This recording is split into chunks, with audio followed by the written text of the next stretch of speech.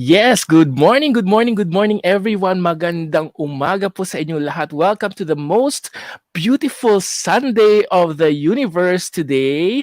Magandang umaga po sa lahat ng mga nanonood dito sa Singapore, dyan sa Canada, and of course, ating mga kababayan dyan sa Pilipinas. Welcome to the Pre-Pageant event po ng Miss Universe sa pamamagitan po ng ating programa dito sa Rated J. Good morning everyone. Nako, yung mga iba sa atin ay hindi pa natutulog ng maayos kasi sobrang excited na talaga para sa Miss Universe, the 71st edition of Miss Universe. Ayan. Without further ado, tatawagin ko lang ang ating kasamahan, ang isang pageant enthusiast, si Dr. Gina si Dr. Ayan, nandiyan ka na ba? Ayan, si Dr. Jean Navera. Good morning, Dr. Jean. Good morning. Good morning, June. Thank you for inviting me. Yes, as always, ang ating mga experts talaga namang ini-invite natin every year. This is, I think, our third year na ginagawa itong ating pre-pageant show for Miss Universe. And thank you very much, Doc, for taking time a few minutes before the start of the actual show. How are you? I'm good. I'm excited to, watch the show and to find out who will wear the crown. Wow, yes. And of course, lahat naman tayo, lalo na yung mga Pilipino, sobrang excited talaga pagdating sa mga beauty pageant. But before I proceed with my other questions, Doc Jean, give me an assessment muna sa naging performance ni Miss Philippines or Miss Universe Philippines noong prelims. What can you say about her performance? She did well.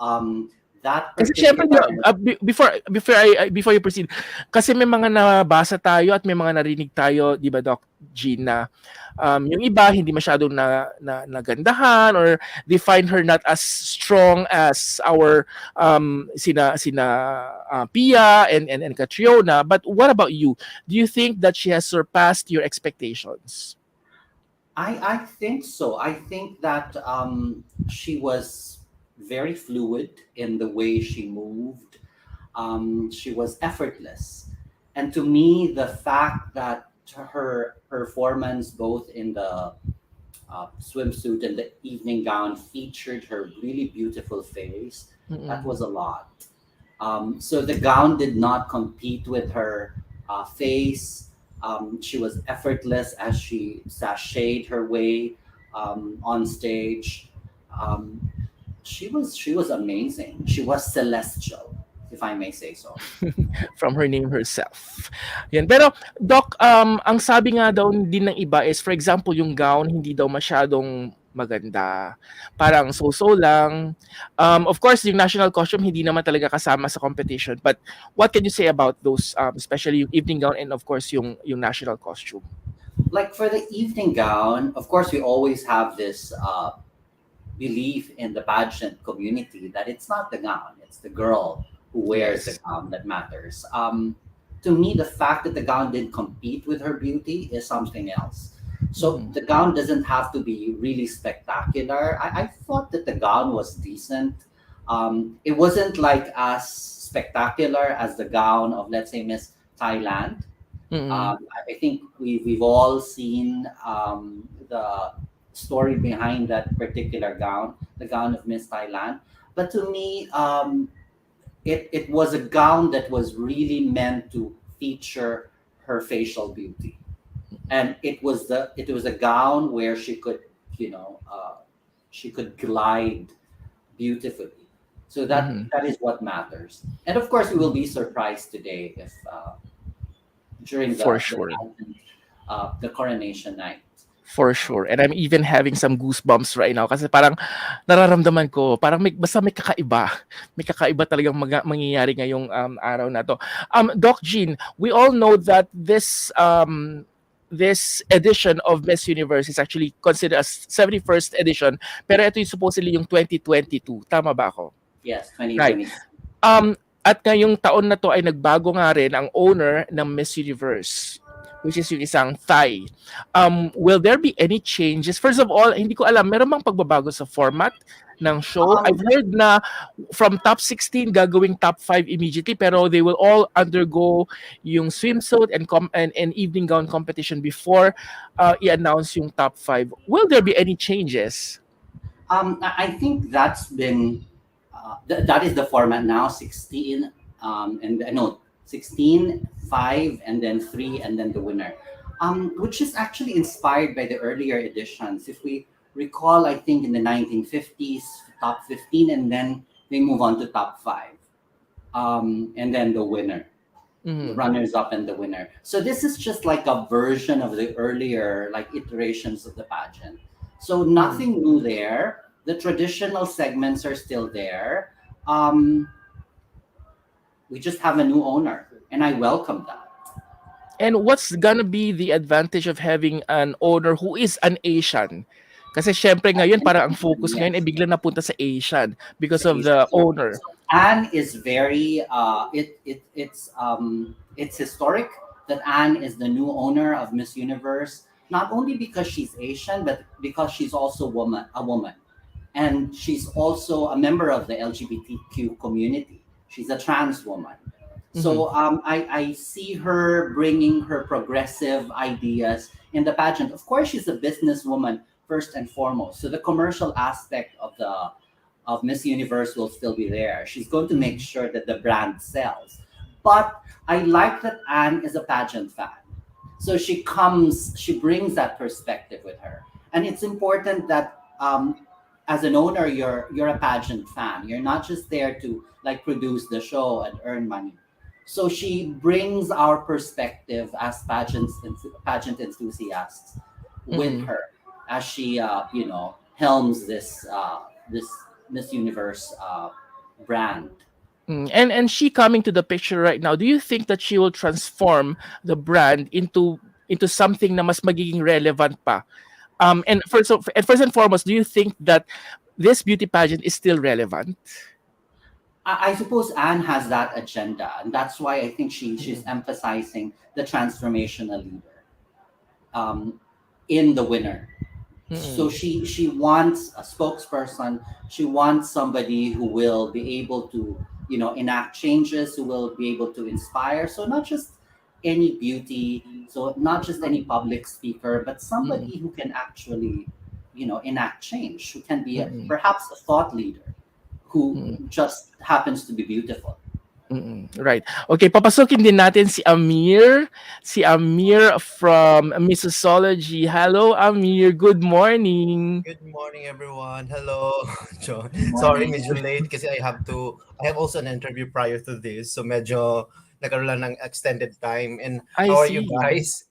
We are great. We are great here in Singapore. And how about you? Nasa Pilipinas ka ba ngayon, Amir? I'm in Manila. I'm in Manila right now. Okay. Kasi alam naman natin si Amir ngayon, very busy din. Nag-overseas din yan. Etong si Amir recently. Yeah. Amir, very quick lang. We were talking about the performance of Miss Universe Philippines during the prelims. What can you say about it? Merong mga nagko-comment kasi na parang nakukulangan sila as compared to the previous winners like Pia and Catriona. Yeah, yeah. What can you say about that? Well, I just be honest. Actually, it's a safe presentation for Celeste. She should not be embodying somebody else.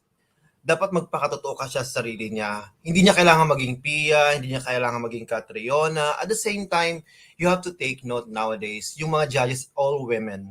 So, alam mo yung timpla ng mga judges na gusto nila, hindi masyado yung kagaya ng mga, I mean, fierce is okay, pero hindi niya kailangan yun eh. I mean, yung Mm. ganda niya, enough yun para mapansin siya ng mga judges. Yung Mm. ngiti niya, sobrang okay ako doon, solve ako doon. Kasi pag sinabi mo mag-fierce siya, parang ginagaya niya si Catriona. Mm. But somehow, alam mo yung natural lang, yung authentic to herself. She's true. She's enjoying actually. So I have Mm. nothing against her presentation. It was flawless. I love her presentation. And her aura is so Miss Universe for me. Mm. Ganda. Alam mo yung ganda Mm. yung puhunan mo. Parang ganun. Mm. Yeah. Exactly. So we only have 7 minutes left. Pero what will make her be the next Miss Universe para sa inyong dalawa? Sir Jean, go. Doc Jean, what can you I'm say just about going to that? unmute myself. I think the alignment of the stars. At the end of the day, it's being at the right time, at the right place, with the right set of people. So Yeah. anybody can win. I think she's done her best during the preliminaries. We've all seen her. She's really prepared. I'm part of the camp, the group that prepared her for Miss Universe Philippines. And she's a very driven and motivated young woman. Mm. So Yeah, and I'm definitely actually she's done excited her for. homework. She's Yes, done I her agree with homework. Doc Jen.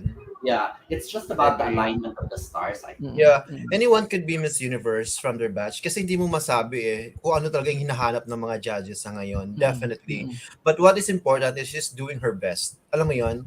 She done her your part talaga. I mean, for me, Celeste is destined to Miss Universe. Why not? I love her. I mean, if she deserves para sa mga judges, why not? Also, di ba? So, for me, it's about destiny na rin talaga. But honestly, Sir John, I'll be honest with my opinion that for me, accumulation yung aking interpretation ng magiging winner from day one itself, from the time itself na tumuntong sila doon sa lugar, hindi lang Mm. preliminary para sa akin. Hindi lang. So from the time na tumuntong sila doon sa stage ng Miss Universe, from the day itself, departure to arrival, tinitignan na yun sila eh. Honestly, Mm. tinitignan sila. Hindi lang sa presentation yon. Because if sa Mm. presentation yon, why would I do some effort doon sa mga other days, right? Mm. So for me, from day one itself, she stood out. She stood out, honestly. Celeste stood out, honestly, from day one itself until such time Mm. na preliminary presentation. And what I love about her, yung winning aura kasi nandun siya eh. Yung winning aura niya. Yun sa tingin ko magpapanalo sa kanya. Yung winning aura niya na hindi siya pressured, at the same time, nag-i-enjoy lang talaga siya. Yun Mm. yung Sige. nakita ko sa kanya. Quickly, puntahan natin yung mga top choices both ng Missosology and of course kay Doc Jean. Umpisan natin muna sa Missosology. This art card is coming from care of Missosology. Ang number 1 ng grupo nyo ay Venezuela, number 2 is Philippines, number 3 Curacao, number 4 Dominican Republic, and number 5 Puerto Rico. Anything you want to say about this? Bakit hindi si Philippines ang naging number 1 nyo, Amir? Jun, if you are following me in my Instagram, my personal choice is Philippines. I posted it also. My personal choice is Philippines. Parang yung last year, no, na yung iba yung number 1 mo sa number 1 din ng, was it last year or the other year? Mexico. I predicted Mexico and also India. So at the same time now, I'm hoping again the star will align for Celeste. So I'm rooting for Celeste talaga. Okay. So, sino ang pinaka-tough niya na magiging kalaban dito? Well, as you can see in our prediction, it's actually Venezuela and Curacao and also Puerto Rico. The thing is, pag binigyan mo ng microphone tong si si Puerto Rico at si USA wala dyan, you know? So talagang kukuday ang mga yan. Kukudayan. But you have to take note, yung kanilang arrangement ngayon is from 16 to 5. So therefore, saka mo lang malalaman yung magaling sa kudaan pag pumasok na sa top 5. So all we have to do is to surpass yung 16 muna na swimwear and evening gown na kailangan malagpasan ni Celeste yon. Yun yung dapat niyang i-focus, which is sa akin kaya niya because ganda doon eh at lakad ang may pakita yung presentation, total presentation doon. But sabi ko nga sa iyo, ang mga judges ay meron na yung organization, meron na silang mga top bets. Well, we'll see. We just hope and pray Celeste will make it to top 5 and then prove us na talagang she deserves of the title, she deserves of the crown, comes holding the microphone for the Q&A. With the change of the format, do you think it's gonna be an advantage or would it be better, especially for Miss Philippines? I think it's advantage also for her. Okay. Sige, ito pa yung mga ibang topics nyo. Merong USA, Colombia, Thailand, Jamaica, Mexico, Aruba, Italy, Germany, South Africa, Peru, and Bahrain. Nako, si Miss Bahrain. Ito yung bagong-bago at naging controversial nga din yung kanyang naging cape. Yes. Diba? Yeah, yung kanyang because cape. Bahrain, mostly mga handlers niya, designers niya, are Filipino as well. So, talagang pinag-aralan din siguro nila. They try to put at the same time joining Miss Universe kasi yung religion niya yata yung parang kailangan protektahan din. So, Mm. ganun yung ginagawa sa kanyang package. Alright, sige. Punta naman tayo kay Doc Jean. Ito yung kanyang in random order, actually in alphabetical order to Aruba, Colombia, Curacao, Dominican Republic, Italy, Germany, Mexico, Peru, Philippines, Puerto Rico, South Africa, Thailand, Ukraine, USA, Venezuela, Vietnam. Who are your top three? Top three would be Philippines, Curacao, and Dominican Republic. Those are Philippines, my top Curacao, three. and Dominic. Dominican Mm. Republic. Any one of them to me could be Miss Universe. But of course, I don't have a good record like Amir. Yung mga choices ko, sumisamp lang. Pero I really hope that Celeste makes it to the top three. I think her toughest competition would be these two ladies, along with perhaps Venezuela and USA. Okay, I Mm. think USA will give us a good show. Of course, she's Okay, had, kailangan kong itanong to sa'yo, Jean, because last year, nakapasok ang Singapore. I mean, hindi natin masyadong napapansin nung una, pero of course, special mention pa rin natin ang Singapore. This year, what can Clarissa or what can Carissa do para at least makatungtong siya sa top 16? Of course, she has to perform in the two segments, the evening gown and the swimsuit. But I really hope that she did really well in the closed door interview. I know Clarissa is a very intelligent young woman, so very, very articulate. And if she made an impression in the closed door interviews, then I think she might surprise us again. I mean, Singapore might surprise us again today. Okay, sige, last words na lang, Amir and Doc Jean. Go ahead. Kasi wala na tayong oras. We have 1 minute left. Okay, may the best woman win. We Right. And welcome the new Amir? Miss Universe. And Amir, any last words before we go? Ay, nakamute ka, Amir. What was your question again? Sorry. My question was, your any last words? Any last words na lang kasi wala na Yeah, tayong oras. praying for Celeste, praying for everyone, make the universe, make the Philippines proud. And also Singapore, good Yes. luck to Miss Singapore. Yay! Thank you very much to both of you, and I'll see you very soon, guys. Thank you very much, guys. Yeah, Thank let's go and watch you. now. Bye.